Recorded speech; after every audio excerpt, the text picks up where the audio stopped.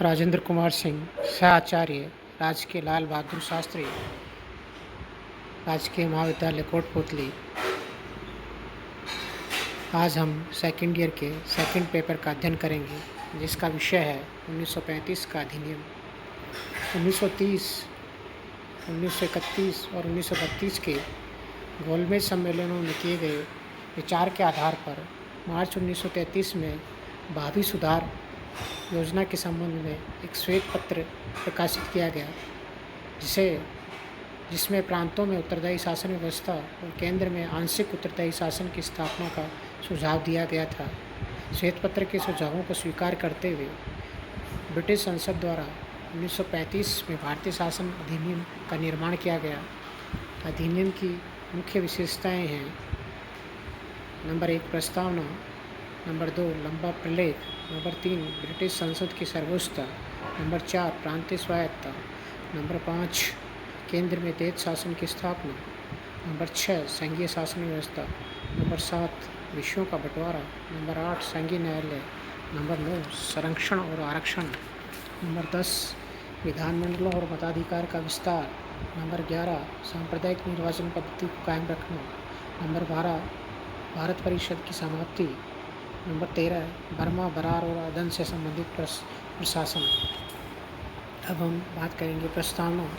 1935 के अधिनियम में कोई नई प्रस्तावना नहीं जोड़ी गई, क्योंकि ब्रिटिश सरकार ने इस अधिनियम के संबंध में किसी नई नीति की घोषणा नहीं की थी, जिससे कि अधिनियम के निर्दिष्ट ध्येय का या उद्देश्य का ज्ञान हो सके। 1919 के अधिनियम को रद्द करने के बावजूद इसकी प्रस्तावना 1935 के अधिनियम के साथ जोड़ दिया गया, जिसमें भारतीयों को यह पता रहे कि ब्रिटिश सरकार का अंतिम लक्ष्य भारत में औपनिवेशिक स्वराज्य की स्थापना करना है। नंबर 2 विशेषताओं में लंबा प्रलेख है। 1935 का भारतीय शासन अधिनियम एक बहुत लंबा और जटिल प्रलेख है, जिसमें 14 भाग, 321 धाराएं और 10 परिशिष्ट है।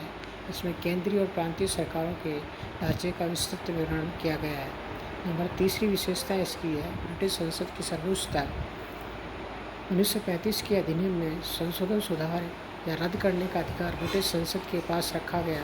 अधिनियम में किसी भी प्रकार का परिवर्तन का अधिकार प्रांतीय विधानमंडल तथा संघीय व्यवस्थापिका को नहीं दिया गया। इस प्रकार भारतीय भाग्य के निर्णय को अंतिम सत्ता ब्रिटिश संसद के पास बनी रही। नंबर 4 की चौथी विशेषता है प्रांतीय स्वायत्तता। 1935 के अधिनियम की सबसे बड़ी विशेषता प्रांतीय स्वायत्तता की स्थापना है। प्रांतों को देश शासन के प्रावधानों से समाप्त कर दिया गया और प्रांतों को एक नया संवैधानिक दर्जा दिया गया। उनको अपने आंतरिक मामलों में पूर्ण स्वायत्तता प्रदान की गई। केंद्र अगली विशेषता है केंद्र में देश शासन की स्थापना। 1935 के अधिनियम द्वारा प्रांतों में देश शासन प्रणाली को समाप्त कर दिया गया, किंतु अब उसे केंद्र में लागू कर दिया गया है। केंद्रीय विषयों को 2 भागों में बांटा गया: रक्षित विषय, दूसरा हस्तांतरित विषय। रक्षित विषयों की चर्चा करते हैं, जिसमें प्रतिरक्षा, चर संबंधी मामले, विदेशी मामले, कबीलों के मामले, जिनका शासन गवर्नर जनरल अपनी इच्छानुसार चला सकता था।